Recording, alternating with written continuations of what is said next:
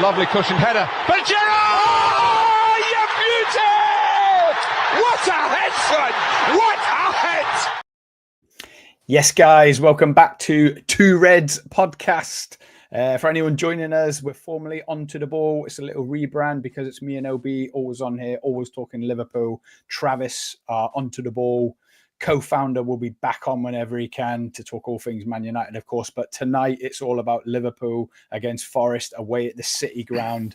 This was a hard game to chalk off away from home. Did not look forward to it. This and Brentford away. What a game it was in the end. Game of two halves. First half, absolutely raging on the old group chat. OB could not believe what I was seeing. Some absolutely horrific performances. Dreadful goal to concede. Toothless up front. Nottingham Forest and Nuno Espirito Santos absolutely schooled us tactically, outworked us. And then the second half, two words for you. Diogo Jota. He should have been on the park sooner. He scored with his first touch. Great cross in by Tsimikas. Is it 2 points dropped or a point gained, Obi? I would say at the end, I thought there was only one team that were really going for it, and that was us. Their goalkeeper and their central defender were probably the two men of the match. So I thought it was all us at the end. We pushed it hard. Didn't get the win, but we were the better team overall. So we were so dominant in that second half. We caused them all sorts of problems. At one point, you're thinking, when's it going to come? Slot maybe hadn't got it right, is what I was starting to think. He maybe got the tactics wrong. He did a double sub, and it was such a weird moment because he obviously brought on Jota and Tsimikas, and he took off Konate and Robertson. And you're thinking, where does that leave the system? Put Grav back into the back four to be able to pass it out, knowing that Van Dijk would deal with Wood. But it didn't even matter because the first touch from Tsimikas is an amazing corner, brilliant cross. Diogo Jota just stands in the middle of the goal, 22 seconds from coming on to heading it in with his first touch. And it was absolutely brilliant. Fantastic touch. Such good header with the ball, considering his height. He scores a lot of headers. And we got what we deserved. I mean, we pushed and really, really pushed after that. I thought Gakpo was excellent throughout. I thought he was really unlucky. He probably deserved something off the back of it. I thought Gravenberch had a good game. I thought McAllister really dug in. Found that, I mean, for me, Salah didn't play very well tonight. He was, that's an understatement, Scott, to be honest. He was absolutely terrible. By his standards. He was absolutely terrible. And all he needs to do is hit one of them the way we know he can, and it's a win, you know. Thought Trent was poor again tonight. Trent overall was absolutely horrific, Obi. We're going to get into it. Sorry, mate, for interrupting. I'm furious with Trent. This can't carry on. Yeah. His heart is not in the Liverpool shirt anymore. But some of his head passing must be in it. Forget his passing. He's shit out of a challenge on the edge of their box around 75 minutes. He didn't want any of it. No, go through the player. Even if you can see the free cut on the edge of their box, so what? Yeah. He turned his back, and the next minute they were on the attack. Yeah. I am absolutely done with Trent in this Liverpool team. His heart isn't here. Wow. It's got to be Connor Bradley all the way now. Yeah. I mean, he just doesn't seem to be right, and it's a case of what we're going to do, how we're going to manage it. For me, I think it's Konate didn't look right as well, Scott, and we need to talk about that because he looks patched up, don't he? Like since he's come back too much. Yeah, and they probably need to as well. Interestingly, that's the second game in a row where in the league game in a row where he's put a midfielder at the back. So there's clearly a patching up going on where he put Endo at the back against United, didn't he, for a period of time. And then he's done the same again tonight. He's put Gravenberch at the back and used it to play the ball out, which seems to work. I mean, I thought Grav was excellent as playing in midfield, but later on in the game, he was so good blocking them counter springs. He's so clever. I thought he really stood out again tonight. But I think overall, it's a tough one that we didn't win it. It would be my view. But at the end of the day, they've held out.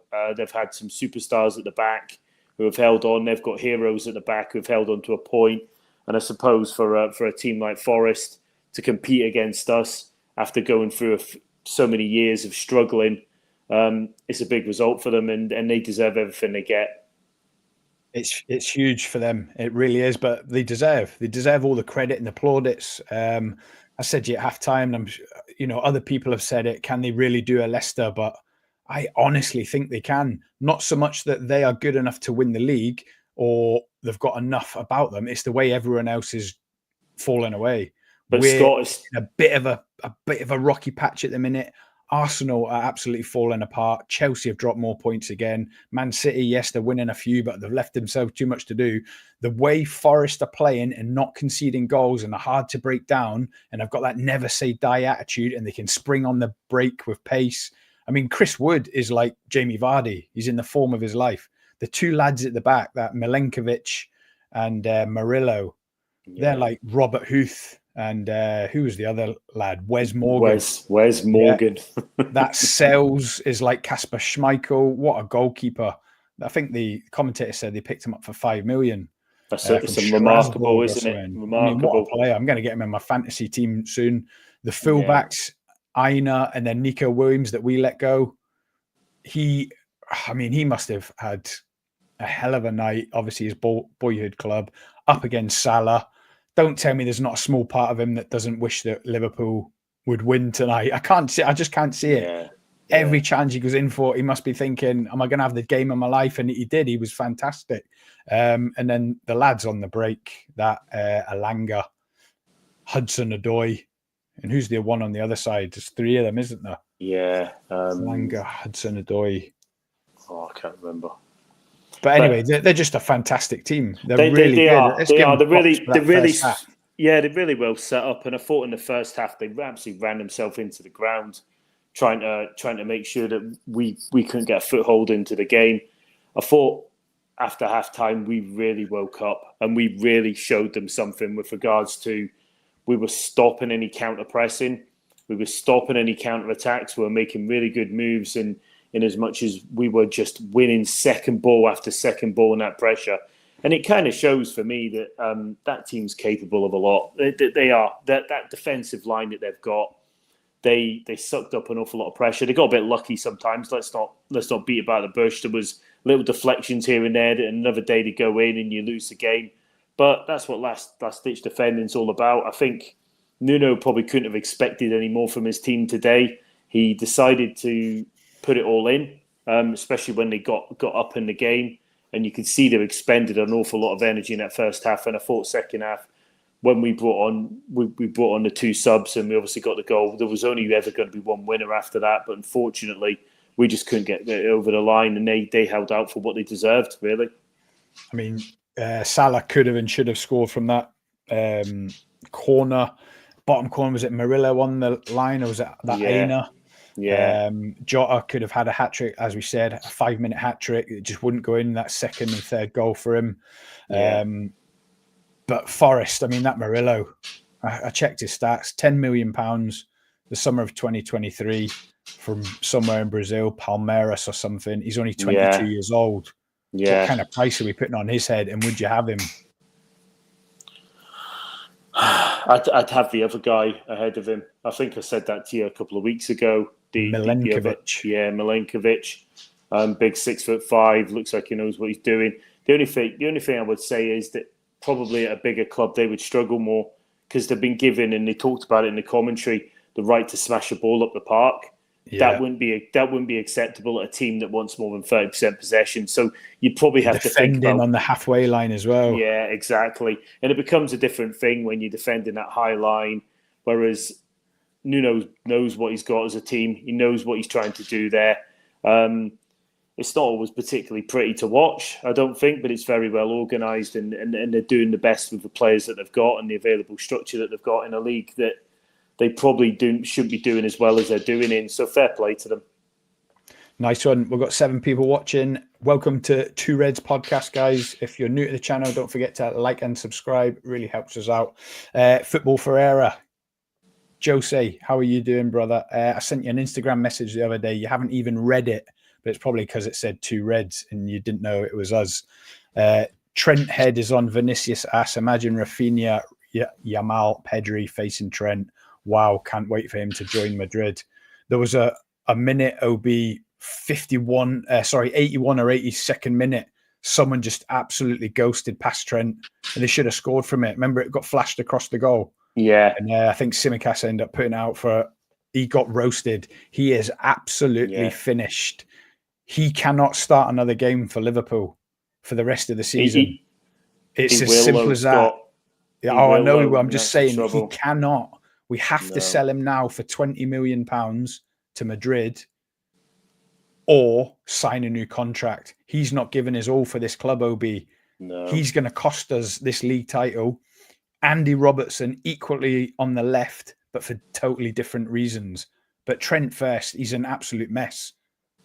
Yeah, and it's interesting, isn't it? Because there isn't an obvious successor to Trent in as much as Conor Bradley probably isn't at the stage of being ready, and that seems to be the view of the club. So he's getting game time, but he's not regularly pushing. Whereas you can actually see that Tsimikas is almost being preferred to Robertson in more and more games, and you can see that natural transition happening. It would just be interesting to see if Conor Bradley's fully trusted or whether there's still injury issues there or something else going on. But with regards to Conor Bradley and Trent, you've got 2 very different fullbacks there. I know Joe Gomez was so unfortunate he's out injured, but he's the answer at right back or left back. Yeah, he is. And he's good at both, and he's much better as a fullback than he is in the centre. And we know that, don't we? Because we've seen it so many times that he's got mistaken him at centre back. He's not quite up to pace. Whereas if he plays at either the fullback positions, he never really lets us down. But this Trent thing, it can't carry on, OB.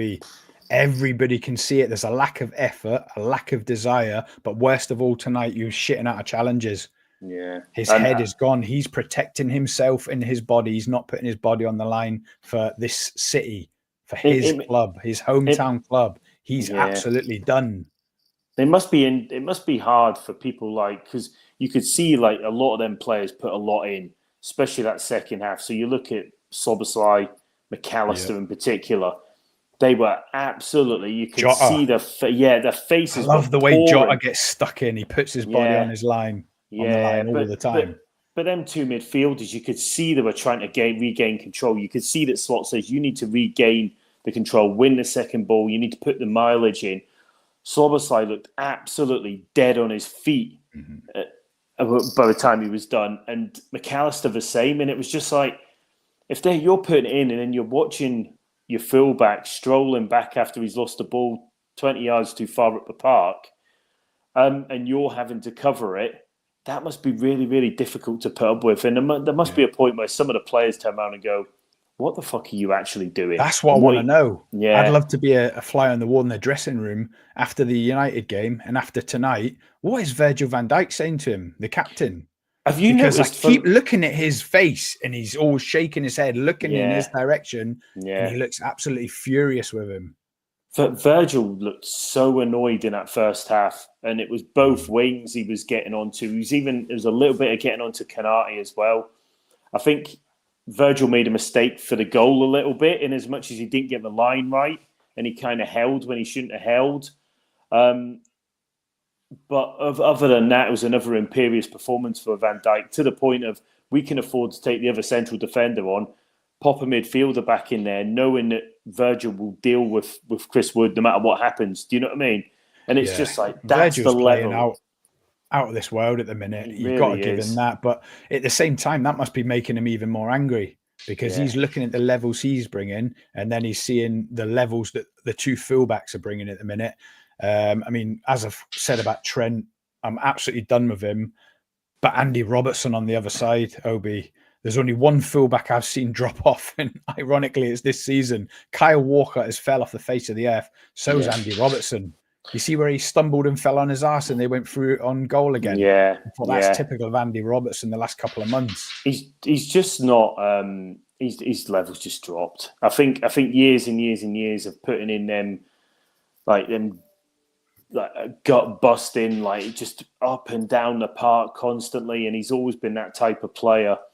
and it just feels like he's not quite moving as freely as he was. He's not quite going as high as he was. He's not doing the overlaps as much as he was, and he's almost sitting back a little bit more. And I feel like he knows deep down that he hasn't got it in him anymore. So he's just trying to be a bit more cautious, and that's not playing through in the right way into his game. It really isn't.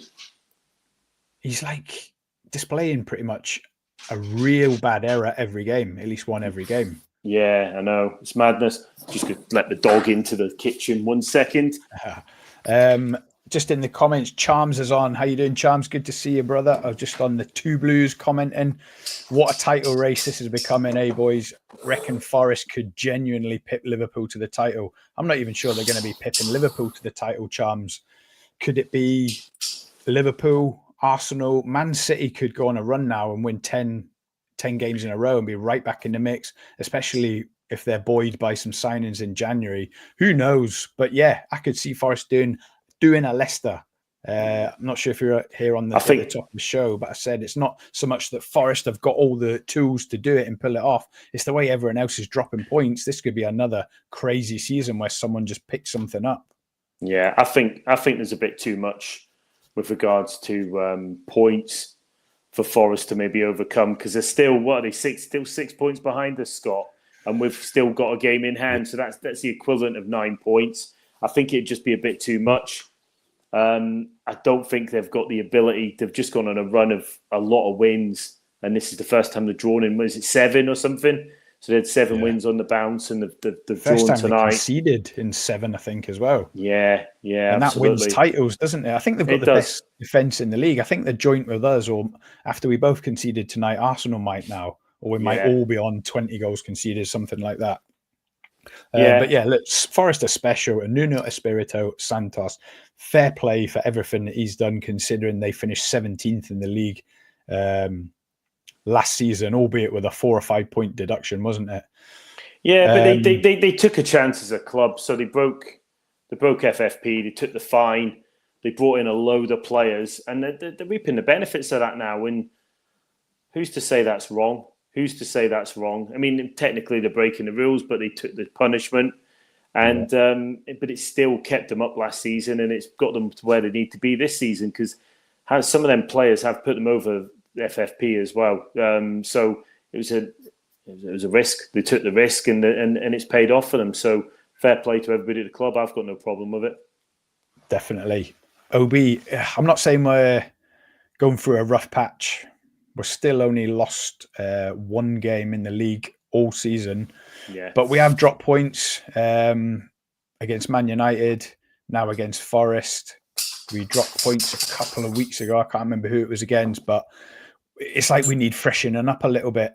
And although I love Gakpo as much as you do on the left, I think we're both settled on that.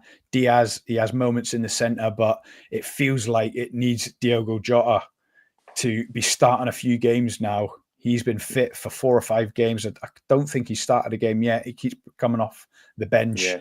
It's time to mix it up a little bit, and Jota deserves 2 or 3 games through the middle now and try to inject something into our attack and just give us a bit of impetus in the next couple of games, because they don't get any easier anyway. We've got Brentford away next.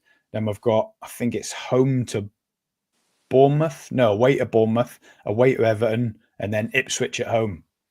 Yeah, that is a tough run of fixtures, but ultimately, I mean, he does probably need to freshen up a little bit. I think he obviously went for Szoboszlai ahead of Curtis Jones tonight. I think that's an interesting choice he's got to make there. It will just be interesting to see which way he goes. I think from energy perspective, I think Szoboszlai is probably the better option. I think for insightfulness, although he does give the ball away more, Curtis Jones is probably more creative. So it depends who we're playing and what we're trying to do. I think Konate isn't at it, and that's a bit of a worry. So we have got a lack of central defenders, and if he's not fit, that's just going to show up. And we need to see him back at his best. I think there's certainly a case for putting Tsimikas in for Robertson, and to your point, Bradley in for Trent. I don't think he'll necessarily change the system completely, but it will be interesting to see what he does and how he decides to play these points, because There's no way Grav and McAllister are getting moved out of the team. There's no way he'll drop Salah, even if Salah has 5 bad games. We all know what he brings to the team and what he can do at any one point in the game.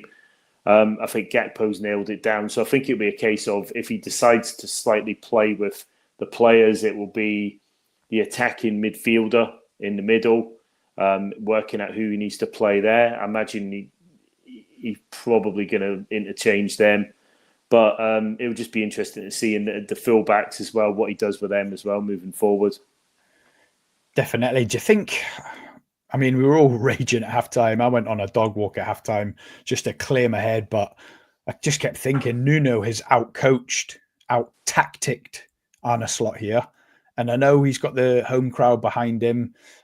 We all know how they play. They concede possession. They've had like 30% possession, something like 8 out of the last 10 games. Even they had less possession in the FA Cup at the weekend. Who did they beat? They beat someone and they conceded possession even in a lower... Yeah.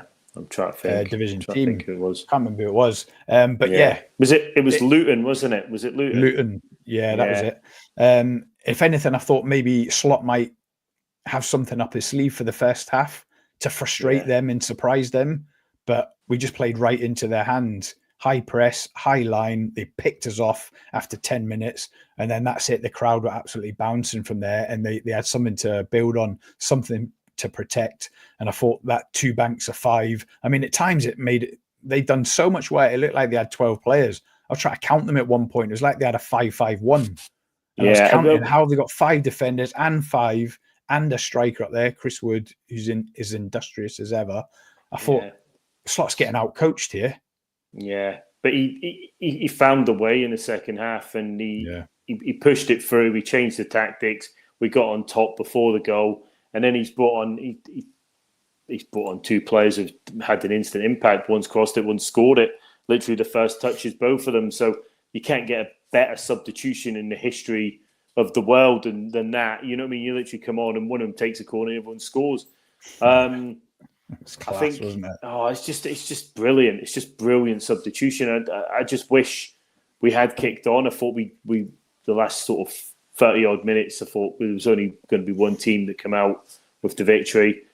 Great defending, and they held on well. Other teams won't be able to do that against us, to be absolutely clear. So if we come up against a Brentford or whatever, I can't see us not creating a lot of chances and scoring a lot of goals, because we looked really, really deadly in that second half, just without quite having that finishing touch through a little bit of luck, some good saving, goal line clearance, some poor finishing.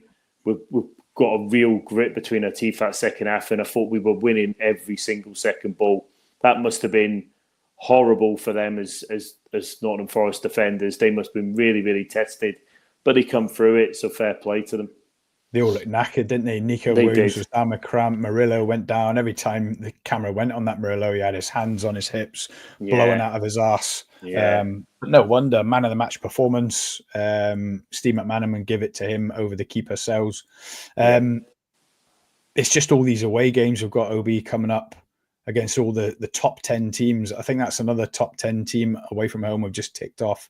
We've done Arsenal, we've done Spurs, and we've now done Forest. So all pretty much the rest of the top 10. So another 6 teams, we've got them all away from home. What's it going to take to win this league? And do we need help in this January transfer window? Because I'm positive we're skint. I know there's a few rumours that Darwin Núñez, there's been a bid come in. We don't know who from. We don't know how much for. But anything over 30 million, you've got to be considering it, because he's a bona fide flop. Cannot wait to get him out of the door. And if that gives us some funds to maybe invest in a left back or a 4th centre back, if Kwanzaa's not going to make the grade, Joe Gomez is injured, what's it going to take to win this league? Ultimately, it's resilience, isn't it? And the ability to drive out the results. I was thinking towards the end when we're having them corners right in deep in injury time, I thought these are the moments. You sneak a win in that game, that's the league. You know what I mean? We were one big moment away from nailing it down, and that would have took the wind out of everybody else's sails. Didn't quite go over the line, but we didn't get beat. And going into these 2 away games against Brentford and Forest, I said if we can get 4 points out of it, that's really good. I think we are probably going to do the business against Brentford. I'm gonna put myself out there a little bit and say I've got a good feeling about that one. Yeah, I think tonight's performance in the second half was absolutely fantastic, and I think from my perspective, I think if we can replicate that, we'll take some confidence into that game, and we'll go there and we'll do the business. Plus, it's not as intimidating an atmosphere down there. We went into the Hornets' nest tonight, and we conceded early, and against a team that had no intention of really doing anything and moving out of position. They flummoxed us for a bit, but the team showed resilience, and I think that's massive credit to every single one of them because they dug deep when they really had to. And Brentford will come to play, won't they? And luckily for us, you're always looking for a good time to play any team, but lucky for us, Brentford have hit a bit of a rocky patch themselves. After they have, I think they had the best home record in the whole league until about 2 or 3 weeks ago. They fell off a little bit, so maybe now's a good time to be playing Brentford away from home. But the games, they just come thick and fast. So that's Brentford 3:00 on Saturday, isn't it? Yeah, it is. Yeah. But yeah, a win there. And like I say, Arsenal have got some tough games coming up. They've obviously got Spurs tomorrow night. They've got Man City coming up, albeit it's at the Emirates. So they should have the upper hand against Man City, who have been struggling. We all know the struggles they've had the last 2 months. So it's just all to play for. I seen that tweet from James Redmond. I put it into our Liverpool group chat and I said I couldn't agree more. He said, people don't want to hear this, but we're not going to win the league. I just don't feel it in my bones. I'm the same as that in a way, except I can't imagine who else is going to win it. And Scott, this is the thing. So City and Chelsea didn't win tonight. Arsenal have got the opportunity to win the game tomorrow. They should do against a Spurs team that have got an awful lot of injuries, and they actually picked up more against us, didn't they? So have Arsenal, though. I know. Gabriel Jesus out with an ACL. Yeah, but I think from my perspective, I think Arsenal probably should be too strong for them, but you never quite know. But Arsenal need to win that game tomorrow, because if they don't, that's another chalked off set of rounder matches where we have not had our lead touched at all. And that's happened the last few weeks. And from my perspective, the more games we chalk off, it doesn't matter if the point score in the final points is 81, like Leicester won the league with that time. That doesn't make any difference. It's just being first. And I think from my perspective, I think Liverpool did so well at the start of the season and amassed so many points that if we can get through this sticky patch and we can reinvent ourselves and get the right amount of rest for these boys, you know what I mean, and manage the game time, and we've got a big enough and strong enough squad to do it, I think we could win the league. I really do. And I think it's a question of how we manage this period, how we come out of this period, and we can get some big results and start winning football games again, because it's a couple of draws on the trot and it's not terrible. It would have been terrible if we'd have lost them, but we've only drawn them and you move on, don't you? If others win as well. Yeah, exactly. If others win and they're dropping. None of them have closed in on us. It's only Arsenal who could potentially close in on us by 2 points tomorrow night. And that's still... If you watch Arsenal Fan TV, have you watched any of them the last couple of days after the Man United FA Cup? Yeah. They're like, according to Arsenal Fan TV, they've fell apart. It's over. Yeah. The season is over. Absolutely. And then we're looking over our shoulder, probably seeing them as our biggest rival at the minute. Yeah, absolutely. And the thing is, they're not as creative as they were 2 years ago. I thought they were a great team to watch, but they're not as creative as they were. They're not.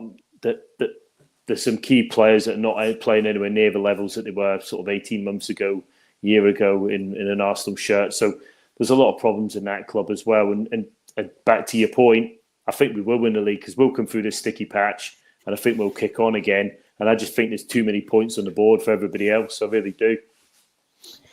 I would love it if we win this league, OB. I would absolutely love it. All you ever dream of is that Man City fall off and have a bit of a wretched season.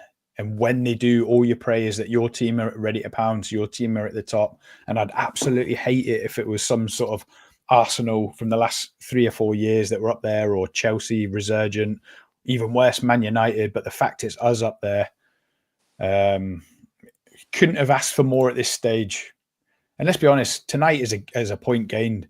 At halftime, we'd have all took a point, wouldn't we? I couldn't even see us scoring tonight. On Super 6, I even had Forest 1, Liverpool 0. I even predicted that. I just felt something. I thought they're going to do the double over as in the league. We're going to have lost only twice in this league, and they're going to be both to Nottingham Forest. Well, we could, yeah, got ourselves out of jail for our own ability, our own performances. So that's a massive kudos, really. That second half performance looked rampant at points, and I know we only got 1 goal, but we probably deserved a little bit more from it. And it was down to some great defending and some great goalkeeping that we didn't see it over the line. Play like we do in the second half for the rest of the season, we won't have a problem. 100%. Let's go. That's just about it for now from us. If you're new to the channel, don't forget to like and subscribe to me and OB, also known as Two Reds. We said on the last podcast, OB, the last word, if you win all your home games and draw every away game from now to the end of the season, pro rata, on average, the way other teams have been performing, that would be enough to win this league. We've just ticked off another away game. It's another point. It's another game unbeaten since September in the league. We've got to take all the positives we can. You'll never walk alone. Yes. Cheers, guys. We've got, as we say, we've got a league to win. Yeah, absolutely. We need to focus on getting ourselves over the line. I think we need to not worry about what the other teams are going to do. I think, to be honest, I think the other teams have been dropping points and everybody's having a worse season than us. We're going through a little bit of a sticky patch, but our sticky patch is draws. Whereas when other teams were going through sticky patches, they were losing football games. That's the difference.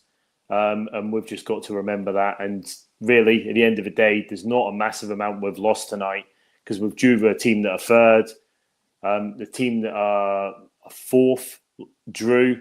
The team that are fifth is a City fifth. Drew. I think they're 5th or 6th. Yeah. Newcastle might be up there. Yeah. So for me, it's just a case of if Arsenal don't win tomorrow night, it's another one choked off. And you know what? Ultimately, that's a Liverpool round of games again. Come on, you Spurs, E. Come on, Spurs. Right, nice one. If you made it this far, don't forget to like and subscribe. We'll see you back on the next podcast. Up the mighty Reds. You'll never walk alone. Cheers, everyone. Cheers, bud. Miller, lovely cushioned header. But Gerrard! Oh, you beauty! What a headshot!